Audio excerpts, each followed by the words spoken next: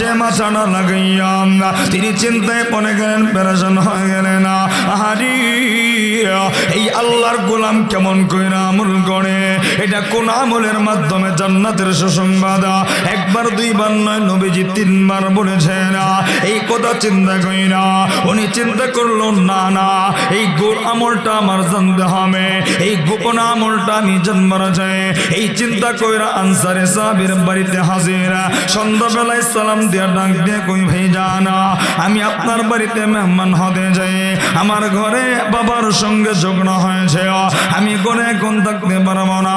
আনসারি সাহাবী ডাক দিয়া কই, চিন্তার কোনো কারণ নেই, তুমি যে কই দিন থাকতে যা, আমার বাড়িতে তুমি আরামে বিশ্রাম করতে পারবা।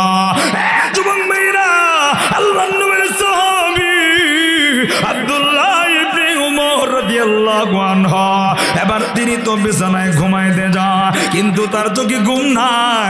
কেন? উনি তো খুঁজতে গেছেন রাত্রে গভীরে আল্লাহর গোলাম কোন আমল করে, কোন আমলের বরকতে নবী জান্নাতের ঘোষণা দিল। এই চিন্তা কইরা বালিশে মাথা লাগায় না, বারবার শুধু তাকায় দেখে আল্লাহর গোলাম জিব্বা দিয়া কিছু নড়ায়নি। আল্লাহর গোলামটা ব্যতিক্রম কোনো আমল করেনি, আল্লাহর গোলামটা ব্যতিক্রম কোনো ইবাদতে লিপ্ত হয়নি। কিন্তু আব্দুল্লাহ ইবনে ওমর তাকায় দেখেন, না না, সুন্দর করে এশারের নামাজটা পড়ে আজান হওয়ার সাথে সাথে ঘরের ভিতরে ঢুইকা মসজিদ থেকে নামাজটা আদায় কইরা বিছানার ভিতরে মাথায় বালিশে মাথা লাগাইয়া আল্লাহর গোলাম ঘুমের ভিতরে চলে গেলেন। এ বন্ধু, ঘুমের ভিতরে যাইয়া রাত্রটা যখন গভীর সময় ঘুমায় গেছে, অন্ধকারের জন্য দুনিয়া কোনো পশু পাখিও সজাগ নেই, একটা মানুষের বাহিরে নাই। যে সময় সজাগ শুধু আমার আল্লাহ, ওই সময় আল্লাহর গোলামটা ওইটা ঠান্ডা পানি দিয়া ওযু কইরা সুন্দর কইরা তাহাজ্জুদের নামাজে দাঁড়ায় গেছে। আল্লাহর গোলাম সাহাবী আব্দুল্লাহ ইবনে ওমর তাকা দেখে নামাজটা আদায় করার পরে আল্লাহর কুদরতে সাজদা দিয়া চোখের পানি ফেলা কান্দে। এ যুবক ভাইয়ের ব্যতিক্রম কোনো আমল নেই। একদিন চলে গেছে, আব্দুল্লাহ ইবনে ওমর বড় আশ্চর্য, পেরেশান হয়ে গেছে। আহারে, ব্যতিক্রম কোনো আমল তো দেখি না, সে যে আমল গুলি করে আমিও তো সেই আমল গুলি করে। আল্লাহর নবীর সাহাবী বড় পেরেশান। আবার দ্বিতীয় দিন ঘুমের ঘরে এশারের আজান হয়েছে, নামাজ পড়া আর দেরি করার সময় নেই। আল্লাহর গোলামটা সুন্দর কইরা ওযু কইরা নামাজ পড়া আবার তিনি ঘুমায় গেলেন।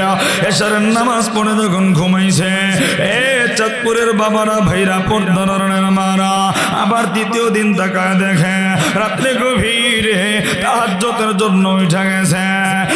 চাঁদপুরের ভাইরা, আল্লাহর গোলাম শোনো রে, তাহাজ্জুদ যদিও নফল সুন্নাত, কিন্তু এটা এমন একটা আমল, কোন মানুষ যদি আল্লাহকে পেতে চায় অবশ্যই তাহাজ্জুদের নামাজ লাগবে।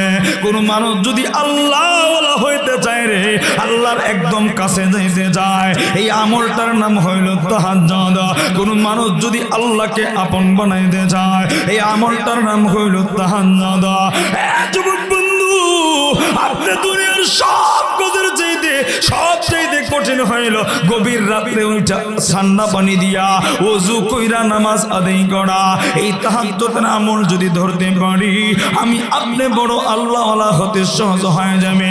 আল্লাহর গোলাম তাকায় দেখে সাহাবী ওই দিন একই আমল, আবার তৃতীয় দিন যখন এশার নামাজ পড়া, তৃতীয় দিন একই আমল, ভিন্ন কোনো আমল নাই। আল্লাহর নবীর সাহাবী আব্দুল্লাহ ইবনে ওমর এবার তৃতীয় দিন বড় পেরেশান। আহারে, 3 দিনের ভিতরে ব্যতিক্রম কোনো আমল দেখলাম না। না না না, এইভাবে তো হতে পারে না। আমি জানবো কোন আমলের কারণে এত বড় আল্লাহর ওলি হইল, এত বড় জান্নাতের ঘোষণা পাইল, এটা আমার জানতেই হবে। এবার 3 দিনের মাথায় যখন বিদায় নিবে, আমি আজকে আর থাকবো না, আমি আপনার বাড়িতে থেকেছি, আমি মিথ্যা কথা বলেছি, সত্য কথা বলি নাই, আমি একটু কৌশল করে বলেছি, আমার বাবার সাথে ঝগড়া হয় নাই, আমি এমনিতেই বাড়িতে চলে আসে একটা বিষয় জানবার জন্য। আপনি কোন আমলটা করেন, কোন আমলের বদলতে আমার নবীজি 3 দিন জান্নাতের কথা বলেছে। আর চলে আসার সময় ডাক দিয়ে কই ভাই যা, আমি আপনার কাছে শুধু এই বিষয়টা একটু জানবার চাই। আল্লাহর গোলাম এবার ডাক দিয়ে কই শোনো শোনো, এটা আর আমার ভিন্ন কোনো আমল নেই, তুমি তো দেখছো আমি ভিন্ন কোনো আমল করি না, তবে আমার ভিতরে একটা গুণ আছে, আমি যখন ঘুমাইতে যাই এই দুনিয়ার মানুষ আমার সঙ্গে যত খারাপ আচরণ করুক না কেন, আমার উপরে যত জুলুম না করুক না কেন, আমি তাদের সবার ভুল গুলি মাফ কইরা দেই। মাফ করে দেওয়ার কাজটা সহজ না কঠিন? মাফ করলে লস না লাভ?